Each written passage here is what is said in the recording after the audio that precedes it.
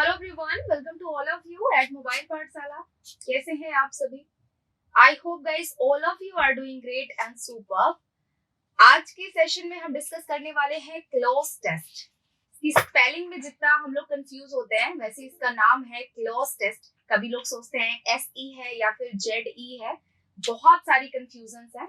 आज हम cloze test करने वाले हैं और इसके पहले हमने जो फिलर्स के क्वेश्चंस किए थे वो आपके लिए काफी ज्यादा इंपॉर्टेंट है। उसके पीछे का रीजन मैं आपको बताती हूँ, क्योंकि फिगर्स के क्वेश्चन में हमने क्या किया था, हमने कैसे आपको सॉल्व करना है, कैसे ऑप्शंस को एलिमिनेट करना है, क्या अप्रोप्रिएट होगा फिल करने के लिए, इन सारी बातों का हमने डिस्कस किया था। ठीक है, तो अगर आपने अभी तक फिलर्स के क्वेश्चन नहीं देखे, फिलर्स का वीडियो नहीं देखा है, तो जा करके देख लीजिए। 7 और 8 डे में हमने फिलर्स के क्वेश्चन डिस्कस किए हैं। जब आप वो देखेंगे तो आपको बहुत सारे कॉन्सेप्ट वहां से आपकी क्लियर हो जाएंगे। तो अगर आपने अभी तक नहीं देखा है तो वीडियो को जरूर देखिएगा। आज हम करने वाले हैं क्लॉज टेस्ट। अब ये बहुत ही इंपॉर्टेंट होता है। 10 नंबर का क्लॉज टेस्ट आपके पूछा जा सकता है एग्जाम में। सीजीएल के 15 नंबर का आपका पूरा ग्रामर आ जाएगा और ये आपका आ जाएगा, जिसमें फिलर्स भी इंक्लूडेड है। फिलर्स भी इंक्लूडेड है और आपका ये क्लॉज टेस्ट भी इंक्लूडेड है। आपके ऐसे क्वेश्चंस आएंगे, ऐसे पैसेज होगा और आप फिल इन द ब्लैंक्स होंगे। आपको एक ऑप्शन सिलेक्ट करना है और आपको फिल करना है। हम इस पे ध्यान नहीं देते जनरली कि हमें इसे सॉल्व कैसे करना है, क्योंकि हमें लगता है बस ब्लैंक है, फिल कर देंगे, कोई भी एप्रोप्रिएट वर्ड मिल जाएगा, हमारी वोकैबुलरी तो सही है। बट कहीं ना कहीं हम इसमें कंफ्यूज होते हैं एग्जाम के टाइम में, क्योंकि नर्वसनेस इतनी ज्यादा होती है कि हम टॉप पॉइंट तक नहीं पहुंच पाते कि हमें क्या सिलेक्ट करना है, क्योंकि बहुत सिमिलर ऑप्शंस होते हैं। आज मैं आपको ऐसा ट्रिक बताऊंगी, ऐसा मेथड बताऊंगी जिसके थ्रू अगर आपने प्रैक्टिस करी है तो मैं बोलती हूँ आपको, आप 10 आउट ऑफ 10 लेके आने वाले हैं एग्जाम में। और आपको लेके आना चाहिए, क्योंकि आपने मेहनत जो करी है इतनी। अब हम देखेंगे कि हमें क्लॉज टेस्ट सॉल्व कैसे करना है। ये पैसेज है। हम क्या करते हैं, हमारे पास में टाइम कम बच पाता है, हम ज्यादा टाइम मैथ्स को दे देते हैं। उसके बाद से हमारा GS रहता है, हम उसको भी टाइम दे देते हैं। इस वजह से हमें इंग्लिश की क्लॉज टेस्ट में पूरा पैसेज पढ़ने का समय नहीं मिल पाता है, और जब हम पूरी थीम तक नहीं पहुंच पाते हैं तो हमारा वहां गलत हो जाता है आंसर। कैसे सॉल्व करना है, कैसे करना है, आज हम देखेंगे। आप अगर आपके पास में टाइम नहीं है तो आप पूरा पैसेज ना पढ़िए। आप केवल एक एक, दो दो लाइन, तीन तीन लाइन अगर आप पढ़ेंगे तो आपको वहां पर पॉइंट्स क्लियर हो जाएंगे कि क्या थीम है और कौन सा ऑप्शन वहां पर एप्रोप्रिएट हो सकता है। अगर आपके पास टाइम है तो आप स्कैन करिए पूरे पैसेज को, और नहीं है तो आप एक दो लाइन को पढ़िए। अब उसमें जैसे कि क्या होता है कि देखिए, कभी कभी ये होता है ना कि क्लॉज टेस्ट पढ़ते टाइम हमारे ऑप्शंस एकदम क्लियर होते हैं कि बस यही हो सकता है, यही हो सकता है, और हम अगर उस ऑप्शन तक पहुंच पाते हैं तो हमें उस पर टिक लगा देना चाहिए, बिल्कुल सोचना नहीं चाहिए। लेकिन अगर हमें डाउट है, 5 ऑप्शन है, 4 ऑप्शन है, हमें डाउट है कि उसमें से एक हो सकता है, बट फिर भी हम क्लियर नहीं है, तो हमें क्या करना है, हमें एलिमिनेट करना है। एलिमिनेट करना है, और वो हम कैसे करेंगे, एक एक करके करेंगे। और हम कैसे करेंगे, वो हम ग्रामर का कॉन्सेप्ट उसमें इंक्लूड करके फिर करेंगे कि किसके साथ क्या प्रेपोजिशन आना चाहिए, क्या आर्टिकल यूज हुआ है, क्या वर्ब यूज हुआ है। ये सारे कॉन्सेप्ट अगर हम एलिमिनेशन मेथड में यूज कर रहे हैं तो हम अपने टॉप आंसर तक पहुंच सकते हैं।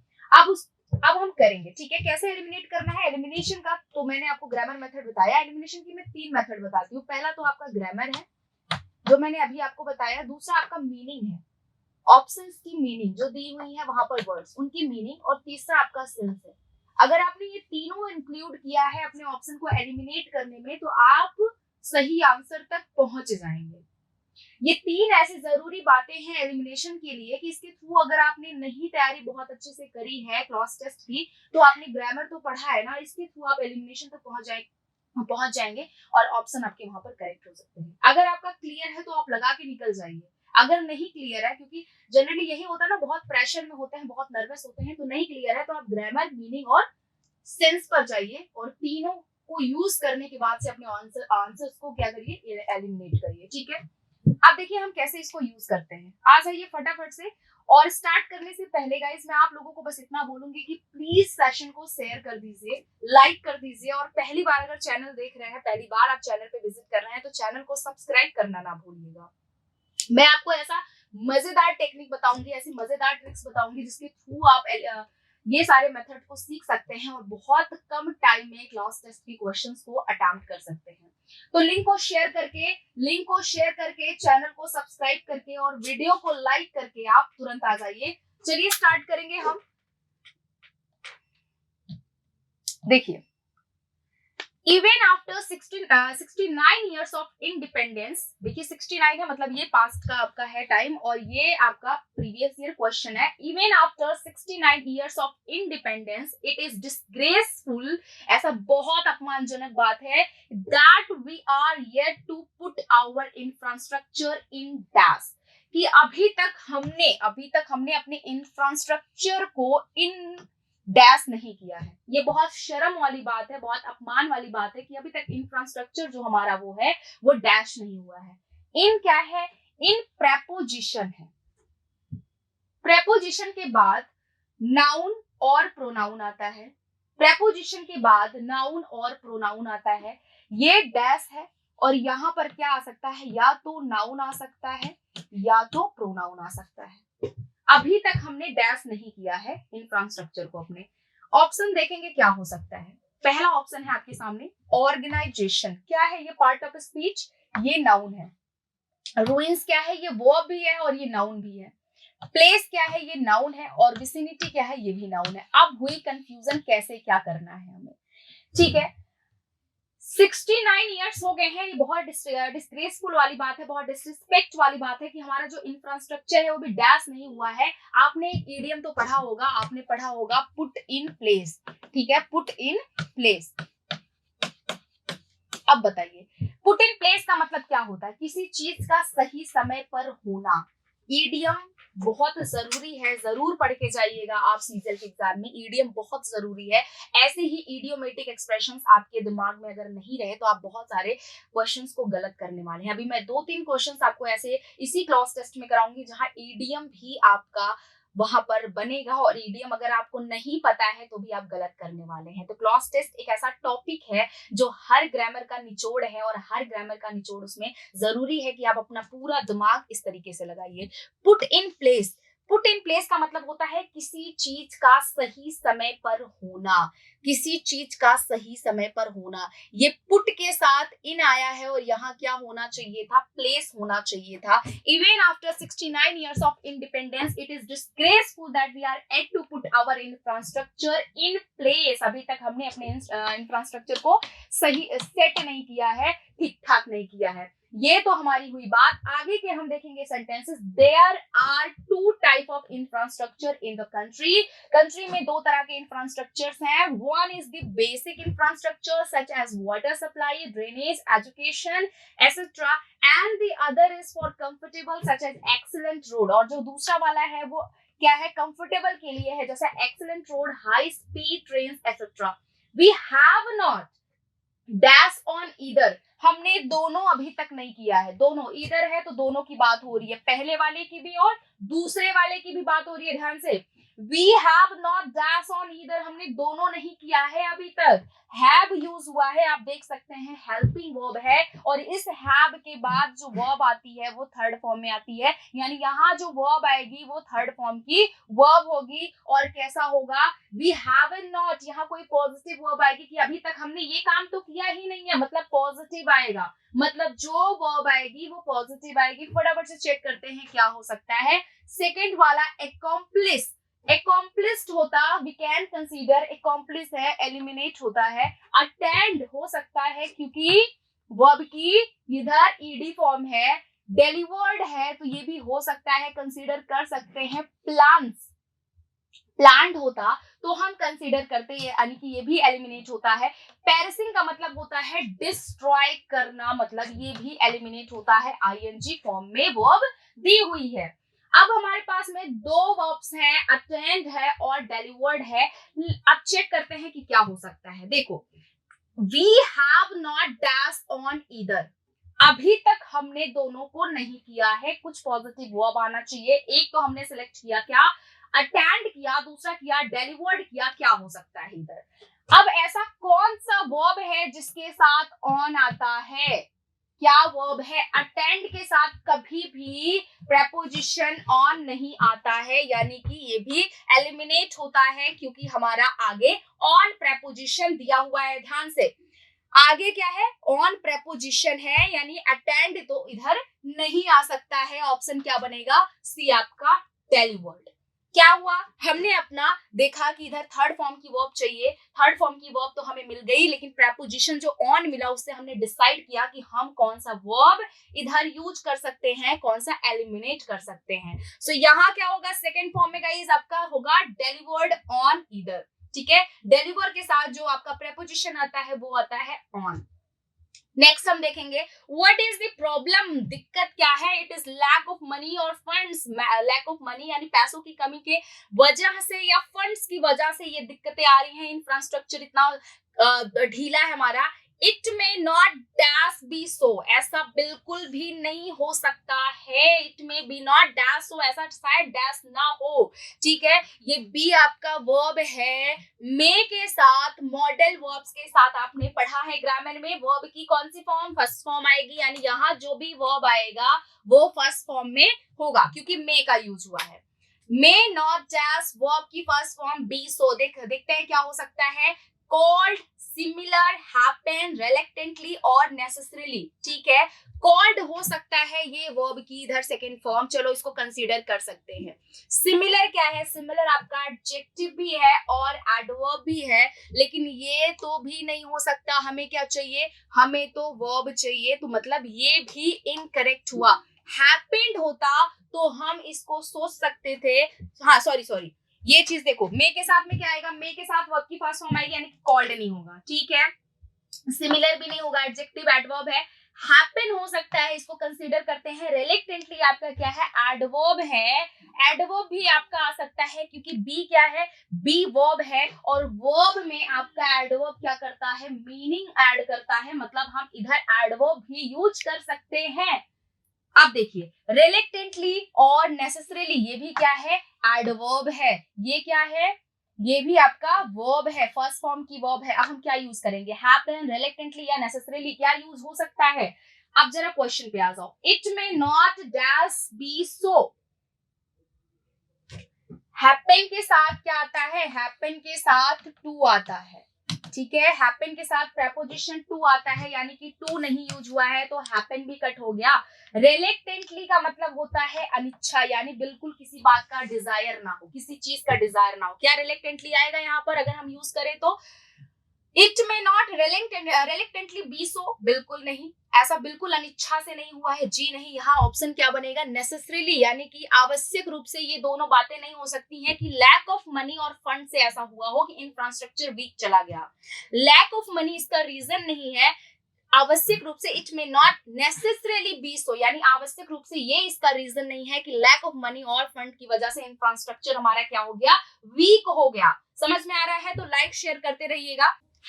नेक्स्ट पैसेज देखेंगे गाइस हम, व्हाट वी हैव डन, हमने क्या किया है, is that we have dash a number of layers decision making authorities. हमने क्या किया है, हमने वी हैव देख रहे हैं, हैव के साथ क्या आता है, वर्ब की थर्ड फॉर्म आती है, मतलब इधर जो वर्ब आएगा वो वर्ब की थर्ड फॉर्म होगी। We have dash a number of layers of decision making authorities and two dash agencies and regulations. ठीक है, agencies and regulations, two adverb है और ये कनेक्ट कर रहा है किसके साथ, and के साथ कनेक्ट कर रहा है। एक चीज मेरी ध्यान से देख लीजिए पहले इस चीज को कि and के साथ जो भी सेंटेंस होंगे, ठीक है, वो या तो पॉजिटिव होंगे या तो नेगेटिव होंगे, मतलब इसके लेफ्ट साइड भी पॉजिटिव होगा और इधर भी पॉजिटिव होगा। ठीक है, अगर यहाँ नेगेटिव है तो यहाँ भी नेगेटिव होगा। आप एक को पॉजिटिव एक को नेगेटिव नहीं बना सकते हैं, दोनों साइड में पॉजिटिव होगा और या तो फिर दोनों साइड में नेगेटिव होगा। जैसे मैं बोल सकती हूँ my younger brother is smart and foolish नहीं बोल सकती, फुलिश क्या हो जाता है, नेगेटिव हो जाता है, स्मार्ट क्या हो जाता है, पॉजिटिव हो जाता है। तो अगर आप बोल रहे हो तो दोनों को पॉजिटिव बोलो अगर एंड के साथ कनेक्ट कर रहे हैं, ठीक है, या तो दोनों को नेगेटिव बोलिए। ठीक है, अब यहाँ तो हमने एंड का देख लिया, बाकी हम स्टार्ट करेंगे। What we have done is that we have dash verb की थर्ड फॉर्म फोर्थ वाले ऑप्शन में देखेंगे क्या हो सकता है, ambiguous, positive, clarity, implementation and फिर क्या, इंपॉर्टेंस। एम्बिगुअस का मतलब क्या होता है, डाउटफुल, जो चीजें क्या हो, क्लियर ना हो, डाउटफुल हो। ठीक है, डाउटफुल। पॉजिटिव का मतलब होता है कमी, लैक। ठीक है, लैक। क्लियरिटी, स्पष्टता। इम्प्लीमेंटेशन क्या है? इम्प्लीमेंटेशन आपका किसी चीज को इम्प्लीमेंट करना, लागू करना, इंपॉर्टेंस, महत्वपूर्णता। हमें वर्ब चाहिए, वी हैव वर्ब चाहिए, ठीक है, हमें वर्ब चाहिए। अब क्या हो सकता है? ओहो, हमने चेक किया थोड़ा गलत, इधर आ जाइए। हाँ, यहाँ देखिए रिजल्टेड। ओह, वो वाला 7th वाला, ये 4th पे आ जाइए आप लोग। रिजल्टेड, रिजल्टेड क्या है? वर्ब की इधर ईडी फॉर्म है, मतलब थर्ड फॉर्म इसको मान सकते हैं। क्रिएशन नाउन है, फंक्शन नाउन है, ठीक है। यूज्ड आपका क्या है? वर्ब है, और इनकॉर्पोरेटेड भी आपका वर्ब है और ईडी फॉर्म में है, तो इसको थर्ड फॉर्म मान सकते हैं। Resulted, used, incorporated. ध्यान से, रिजल्टेड भी आपका वर्ब। अब यहाँ पर क्या हो सकता है? We have resulted a number of. जब भी हम बात रिजल्ट की करेंगे तो ध्यान से इसके साथ में आपका इन प्रेपोजिशन और इनटू प्रेपोजिशन आता है। क्या आता है? इन आता है और इनटू आता है, ठीक है। इन आता है और इनटू आता है इसके साथ, ठीक है, इनटू आता है। Resulted in, resulted into. Creation noun, function noun eliminate होते हैं। डी यूज्ड है, यूज्ड क्या इसके साथ यूज्ड हो सकता है? Used a number of layers of authorities. हमने क्या यूज किया है? बिल्कुल गलत हो जाएगा। यूज के साथ में प्रेपोजिशन टू आएगा और वो बताता है हैबिट को, ठीक है। जब भी पास्ट की रिपीटेड एक्शन को बताते हैं तब हम यूज टू करते हैं, यानी कि यहाँ पर हम यूज टू को भी क्या कर रहे हैं? एलिमिनेट कर रहे हैं। यहाँ यूज्ड भी नहीं होगा। एक ऑप्शन हमारे पास में बचता है इनकॉर्पोरेटेड, जिसका मतलब क्या होता है? इनकॉर्पोरेटेड का मतलब होता है गाइस इंक्लूड करना, शामिल करना। तो हमने क्या किया है? हमने शामिल किया है, इंक्लूड किया है, इनकॉर्पोरेटेड किया है a number of layers of decision making authorities को। क्लियर इतनी बात? एंड टू, अभी तो मैंने बताया positive positive, negative negative. And two, अगर इधर हमने इंक्लूड किया है तो इधर भी हम इंक्लूड करेंगे। इधर हमारा काउंटेबल नाउन है जो कि प्लूरल फॉर्म में है, तो इधर भी प्लूरल काउंटेबल नाउन्स का यूज करेंगे। तो क्या हो जाएगा? एजेंसीज क्या है? नाउन है गाइस, मतलब इसको क्वालिफाई करने के लिए हमें एडजेक्टिव चाहिए जो कि प्लूरल काउंटेबल नाउन्स के साथ यूज हो सकता है। फिफ्थ वाले में क्या होगा? स्मॉल, बिल्कुल नहीं। हमने आ नंबर की बात की है तो हम यहाँ पर क्या है? ये हमारा प्लूरल है, यानी कि यहाँ पर क्या होना चाहिए? Great, much, many. मच हम अनकाउंटेबल नाउन्स के साथ यूज करते हैं, मेनी हो जाएगा यहाँ पर D option. Many agencies and regulations, and too many agencies and regulations को हमने इनकॉर्पोरेट किया है, इंक्लूड किया है। We must get a number of dash to get anything done. We must get a number of के साथ जो भी नाउन आएगा वो प्लूरल होगा, वो भी प्लूरल होगी, है ना। पता है, ग्रामर वाले कॉन्सेप्ट में हमने डिस्कस किया है। आ नंबर ऑफ के साथ जो भी नाउन आएगा प्लूरल होगा, वो भी प्लूरल होगी। क्या हो सकता है? 6th वाले में हार्डशिप्स। हार्डशिप्स इसका मतलब क्या है? हार्डशिप्स मतलब कठिनाइयां, ट्रबल। डिले, अटेम्प्ट, क्लियरेंसेस और स्किल। यहां पर क्या हो सकता है? हार्डशिप्स क्या है? ट्रबल है, ट्रबल्स। डिले गलत हो जाएगा। अटेम्प्ट, क्लियरेंसेस, यहाँ पर देखिए ये प्लूरल काउंटेबल नाउन है तो यहाँ पर डी हो जाएगा आपका आंसर। और डी का मतलब, यहाँ क्लियरेंसेस का मतलब क्या होता है? क्लियरेंसेस यहाँ पर बता रहे हैं नंबर ऑफ अथॉरिटीज और रेगुलेशंस के बारे में, ठीक है। अब यहाँ देखिए, we must get a number of clearances to get anything done. हमने कई अथॉरिटीज को शामिल किया है, कई क्लियरेंसेस को शामिल किया है ये इंफ्रास्ट्रक्चर को कंप्लीट करने के लिए। तो यहाँ क्या हो जाएगा? क्लियरेंसेस हो जाएगा, क्लियरेंसेस, ठीक है। तो आपका कौन सा ऑप्शन यहाँ पर करेक्ट है? आपका यहाँ पर डी ऑप्शन क्या हो जाएगा? करेक्ट हो जाएगा, ठीक है। चलो आ जाओ। To get anything done, we need leadership. हमें लीडरशिप की जरूरत है, not only in politics. Politics में ही ना केवल, लेकिन किसमें? एडमिनिस्ट्रेशन में भी हमें लीडरशिप की जरूरत है। We need definition of our objectives such as what we need. हमें जरूरत है अपने ऑब्जेक्टिव्स के डेफिनेशन की, अपने उद्देश्य की बात की कि हमें क्या जरूरत है, व्हाई वी नीड हमें क्यों जरूरत है, और व्हेन वी नीड हमें कब जरूरत है। Next important point is, next important, ये डैश आप भूल जाइए, इसमें कुछ नहीं है। Next important point is dash of ideology. जो नेक्स्ट इंपॉर्टेंट पॉइंट आता है वो किसका आता है, वो आइडियोलॉजी का आता है, सिद्धांत का आता है, ठीक है, सिद्धांत का आता है। किस सिद्धांत का आता है, चलिए आइए। Next important point is dash of ideology. क्या हो सकता है यहाँ पर आंसर, आइडियोलॉजी क्या हो जाएगा, 7th वाला है ना, तो 7th वाले का ambiguous, doubtful, positive, lack, clarity, implementation and importance क्या हो जाएगा, क्या हो जाएगा, ambiguous of ideology, doubtful ideology की, doubtful सिद्धांतों की बिल्कुल नहीं, यानी कि आपका पहला ऑप्शन यहाँ से एलिमिनेट होता है। positive यानी कि कमी आइडियोलॉजी की क्या हो जाएगा, ऑडियोलॉजी की कमी, बिल्कुल ये भी एलिमिनेट होता है। क्लैरिटी, स्पष्टता, हमें अपने आइडियोलॉजी, अपने सिद्धांतों पर क्या होना चाहिए, स्पष्ट होना चाहिए। We need, the next important point is clarity of ideology. Clarity of ideology हमें जरूरी है कि हम क्या, हम ये डिसाइड कर सके कि हम किस तरफ जा रहे हैं, क्या हमारे लिए सही है और हमारे लिए क्या गलत है। इस बात की क्लियरिटी होना क्या है, बहुत ज्यादा जरूरी है। So next important point is clarity of ideology. आपका आंसर क्या हो जाएगा, सी ऑप्शन। इम्प्लीमेंटेशन आइडियोलॉजी की नहीं करेंगे और इंपॉर्टेंस नहीं दिखाएंगे, हमें क्लियरिटी चाहिए कहाँ, आइडियोलॉजी के बीच में, ताकि हम ये डिसाइड कर सके कि हमारे लिए गलत क्या है और सही क्या है। सी ऑप्शन यहाँ पर क्या बन जाएगा, आपका करेक्ट बन जाएगा। अगर गाइस समझ में आ रहा है तो लाइक शेयर करते रहिएगा और चैनल पे नए हैं तो सब्सक्राइब करना ना भूलिएगा। आते हैं नेक्स्ट सेंटेंस पे। Lastly and most importantly identification of a right person, जिसकी वजह से हमारा इंफ्रास्ट्रक्चर बढ़ेगा, है ना। Lastly and most important identification, जो पहचान है एक अच्छे इंसान की फॉर द जॉब, इस जॉब के लिए, इज डैश क्या हो सकता है। जो अब इधर कोई पॉजिटिव ही आएगा, पॉजिटिव आएगा, आप क्या डिसाइड कर सकते हो कि जो राइट आइडेंटिफिकेशन किसी इंसान की होगी वो कैसी होगी, वो डैश होगी, कैसी होगी, यानी कि पॉजिटिव ही वर्ड आएगा।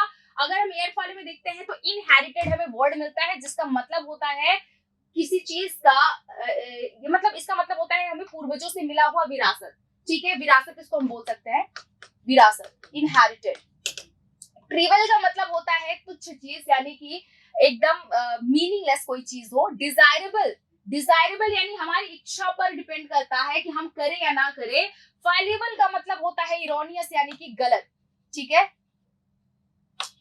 गलत। और हमारे पास में एसेंशियल आता है, जिसका मतलब क्या होता है, इंपॉर्टेंट यानी कि जरूरी, इंपॉर्टेंट यानी कि जरूरी। तो हमारे पास में जो A B C D E है, उन ऑप्शंस में क्या करेक्ट हो सकता है, कौन सा वाला हो सकता है। तो job is what we need is systematic change. The job, right person for the job is inherited होगा, ट्राइबल होगा, तुच्छ होगा, बिल्कुल नहीं, यानी कि दोनों ऑप्शन यहाँ से एलिमिनेट होते हैं। डिजायरेबल है कि आइडेंटिफिकेशन हम करें उस इंसान का, नहीं कि हमारी इच्छा पर ये डिपेंड करता है, हमारे अपनी डिजायर पे डिपेंड करता है, बिल्कुल ये भी नहीं होगा आपका करेक्ट।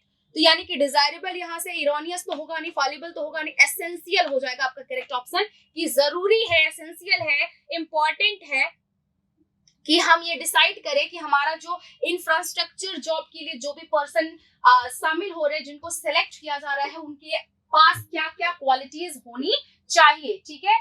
तो क्या हो जाएगा आपका आंसर यहाँ पर, एरोनियस हो जाएगा, ठीक है। चलिए, तो यहाँ आप क्या फिल करेंगे, essential, sorry, the job is essential, what we need is systematic change, leadership and commitment makes all the. Leadership, बहुत अच्छे से इसकी जो मैं टेक्निक बताऊंगी 9 वाले को फिल करने के लिए गाइस मजा आ जाएगा एकदम से। Leadership, leadership and commitment, leadership and commitment क्या जरूरी है, यहाँ क्या होना चाहिए, क्या होना चाहिए, फिल क्या करेंगे, leadership and commitment make all the dash in getting things done, यानी कि जो लीडरशिप है और जो कमिटमेंट है उस चीज को करने का, वो सारी चीजों में क्या कर देता है, क्या कर देता है, मेक ऑल द, क्या होना चाहिए, 9th वाले को चेक करेंगे हम। एडवांटेज, लाभ, इश्यू, कारण, डेट्रीमेंटल मतलब किसी चीज को डिस्ट्रॉय करना, डिफरेंस एंड रिजिडिटी यानी कि टफ, कठोरता। क्या होना चाहिए? आपने एक ईडियम पढ़ा होगा, मेक ऑल द डिफरेंसेस। इसका मतलब होता है सही करना। मेक ऑल द डिफरेंसेस का मतलब होता है सही करना। जैसे कि मैं अगर बोलूं hard work is something which make all the differences between a successful person and unsuccessful person. Hard work एक ऐसी चीज है जो डिफरेंस क्रिएट करती है। तो इसमें क्या होना चाहिए? Leadership and commitment make all the differences in getting thing done. मतलब इस चीज को करने के लिए क्या होना चाहिए? ठीक होना चाहिए किस चीज का? लीडरशिप का और कमिटमेंट का। ये दो ऐसी चीजें हैं जो सारी चीजों को क्या करती हैं? सही करती हैं। ठीक है, सो leadership and commitment make all the differences. क्या होना चाहिए यहाँ पर? डिफरेंसेस होना चाहिए। आपका ईडियम है डिफरेंसेस, यहाँ मेक ऑल द डिफरेंसेस क्या हो जाएगा? डी ऑप्शन में आपका करेक्ट हो जाएगा 9th का। ठीक है, differences in getting things done, there has to be an appreciation, there has to be, इस बात का appreciation होना चाहिए that infrastructure delivers a force multiplier for the economy। ठीक है, that अब यहाँ पर that क्या है? ये आपका यहाँ पर एडजेक्टिव बन जाएगा, इसके बाद कोई क्या आ जाएगा? एक नाउन आ जाएगा। फटाफट से देखेंगे कौन सा नाउन आएगा और किस टाइप का नाउन आएगा, सेंस क्या होगा उस नाउन का।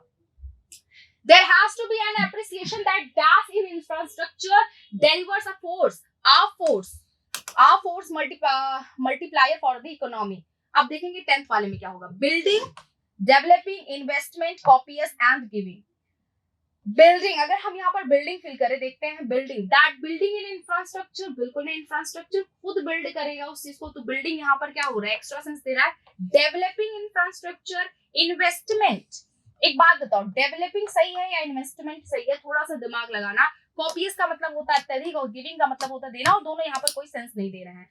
आपका डेवलपिंग और क्या आ रहा है? इन्वेस्टमेंट आ रहा है। अगर हम इंफ्रास्ट्रक्चर को बढ़ाना चाहते हैं तो व्हाट वी नीड इन्वेस्टमेंट, जिसके थ्रू हमें अपने इंफ्रास्ट्रक्चर को क्या कर पाएंगे? डेवलप कर पाएंगे। So we need a word here which is investment. कौन सा करेक्ट होगा आपका? सी ऑप्शन यहाँ पर करेक्ट होगा। इन्वेस्टमेंट यहाँ पर होगा, डेवलपिंग नहीं होगा, तो सी ऑप्शन हम यहाँ क्या करेंगे? करेक्ट करेंगे। ठीक है, क्लियर इतनी बात? Investment is something which can develop infrastructure in particular country. तो ये हमारे आज के क्लोज टेस्ट के क्वेश्चंस हैं। और क्लोज टेस्ट हमने कैसे किया? We selected positive and negative word एंड हमने क्या कैसे एलिमिनेट किया कि कौन सा पॉजिटिव होना चाहिए, कौन सा ईडी फॉर्म में आएगा, कौन सा प्रेपोजिशन होता है, किस तरह के ईडियम आ सकते हैं। तो इस तरीके से हमने आज के क्लोज टेस्ट किए हैं। नेक्स्ट भी हम क्लोज टेस्ट करेंगे। इवन हम क्लोज टेस्ट के साथ साथ कुछ अब ईडियम भी डिस्कस करेंगे, ताकि आपके क्लोज टेस्ट में जो भी ईडियम्स आए उसके थ्रू आपका और भी अच्छे से रिवीजन होता जाए, ताकि अब एग्जाम में ईडियम्स वाले जो होंगे, जो क्लोज टेस्ट में जो ईडियम्स आते हैं, उन क्वेश्चंस को आप समझ पाए, कर पाए ठीक ठाक से। ठीक है, आज के क्लोज टेस्ट की क्लास गाइस यहीं पर खत्म होती है। अगर आपको समझ में आया, लिंक को शेयर करिएगा, चैनल को सब्सक्राइब करिएगा, वीडियो को लाइक करिएगा, भूलिएगा नहीं जरूर, क्योंकि ऐसे ही मैं आपको अच्छे अच्छे कॉन्सेप्ट एसएससी सीजीएल के एग्जाम, मेंस और प्री दोनों के लिए पढ़ाती रहूंगी। बस इतना करिए, शेयर करिए। ठीक है, thank you so much guys.